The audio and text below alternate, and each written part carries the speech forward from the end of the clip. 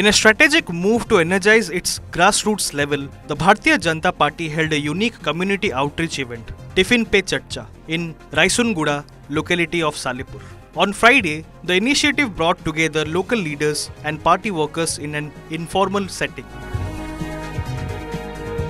At the heart of the gathering was BJP National Vice President and Kendrapada MP Baijayant J. Panda. Engaging directly with BJP workers, Panda shared insights on the party organization, community outreach and strengthening internal unity, urging leaders to gear up for the challenges ahead.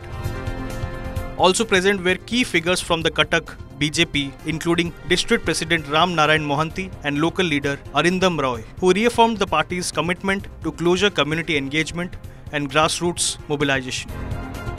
The event wasn't just a social affair, it served as a blueprint for energizing local units. Leaders discussed area-specific issues, explored solutions, and planned for future interactions of this kind to bridge gaps between leadership and the base. Raisunguda Mandal seems set to witness heightened political activity in the days ahead, as the BJP bets on informal formats like these to create meaningful connections and strengthen its organizational footprint.